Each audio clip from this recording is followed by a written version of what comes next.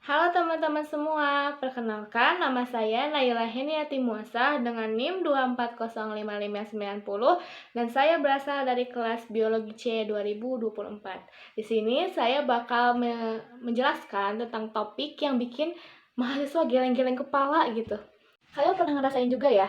Kayak kita tuh pas ngecek dompet, udah nipis aja dompet ini saldo kita, kayak padahal kita beli ini itu tuh perasaan gak banyak deh, tapi pas lihat dompet atau saldo itu udah sedikit lagi aja, dompetnya udah tipis gitu. Apalagi sekarang dengan metode QRIS itu membuat kita lebih gak sadar gitu udah berapa kali kita mengeluarkan uang dalam sehari, karena QRIS itu kan gampang, praktis, dan gak ada ujungnya. Jadi kita ya udah scan terus tiba-tiba habis deh saldo kita. Nah, biar gak kayak gitu, di sini aku ingin sharing beberapa tips agar pengelolaan keuangan kalian lebih cerdas. Penasaran?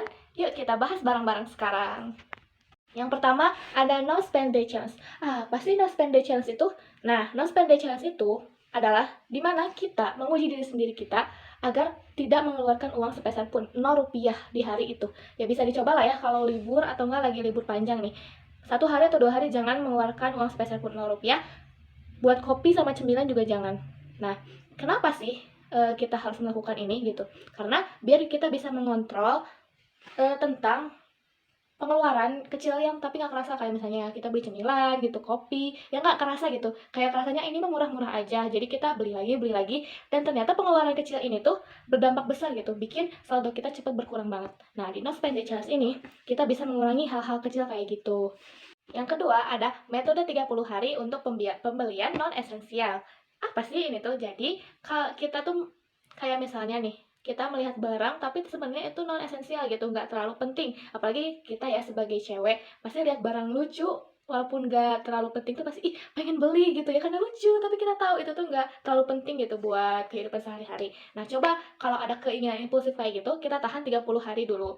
Karena biasanya setelah 30 hari itu keinginan impulsif itu hilang begitu aja. Nah, di sana kita juga bisa menilai gitu, sebenarnya si barang ini tuh kita perluin atau emang cuma keinginan sesaat aja.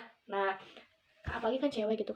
Kalau misalnya nih kita lihat boneka nih, ternyata pas udah 30 hari itu, oh ternyata boneka ini tuh nggak terlalu penting gitu di kehidupan sehari-hari kita. Jadi kita nggak perlu beli. Tapi kalau misalnya kita ingin, terus tiba-tiba 30 hari kemudian pas dilihat ternyata cukup penting ini untuk kehidupan sehari-hari kita, boleh sekali dibeli. Jadi untuk 30 hari pembelian non esensial ini tuh membantu agar kita memilah-milih sebenarnya barang-barang apa aja sih yang penting di kehidupan sehari-hari kita dan hanya keinginan impulsif kita saja. Yang ketiga ada investasi dulu, belanja kemudian. Nah, di metode kali ini itu tuh menantang kita agar misalnya kita mau beli Cimol Bojot nih. Cimol Bojot kan 6.000. Nah, kita sisihin juga 6.000 sama. Jadi 6.000 untuk beli Cimol Bojot, 6.000 lagi kita tabung. Jadi investasi dulu baru belanja itu kita menabungkan uang yang mau kita keluarkan, tapi ditabung juga dengan harga yang sama. Jadi Cimol Bojotnya 6.000, kita tabung juga 6.000. Nah, jadi biar kita beli ya kita juga nabung gitu kan, biar nanti pas di akhir bulan tuh pas dilihat dompet tuh bukan stok doang gitu yang tersisa, tapi masih ada gitu dari sisa-sisa uang yang metode tadi. Jadi yang keempat ada metode 50-30-20. Nah, metode ini tuh dimana 50% dari pendapatan kita atau uang jajan kita alokasikan dengan kehidupan sehari-hari kita, kayak kebutuhan untuk bayar listrik, kosan, atau misalnya kontrakan gitu kan, terus makanan sehari-hari dan lain-lain, transportasi dan lain-lain, itu kita alokasikan. Tapi usahakan gitu nggak semuanya terpakai 50% itu tuh, kayak mentang-mentang 50%-nya untuk kehidupan sehari-hari gak kita sisain juga, tapi usahakan untuk disisain gitu, karena biar ada uang sisihan juga. Terus 30%-nya itu untuk kesenangan pribadi, karena kan ya kita pasti penat lah ya, pasti merasa penat dengan, apalagi kita sebagai anak kuliahan, penat dengan tugas gitu, stres dengan tugas yang selesai satu tumbuh 1.000 gitu kan. Nah, itu bisa banget 30% itu untuk senang-senang, kayak misalnya nonton film di bioskop lah, atau jalan-jalan lah, atau jajan gitu, atau kulineran. Itu bisa banget ya untuk membantu kita agar tetap mentalnya stabil gitu. Nah, terus untuk 20%-nya lagi kita tuh alokasikan ke investasi, ditabung gitu, untuk dana darurat, atau misalnya nanti kemudian hari kita berhutang gitu, masih bisa gitu ada dana darurat dari investasi 20% ini. Metode ini meskipun kita senang-senang, tapi dananya pasti bakal tetap aman.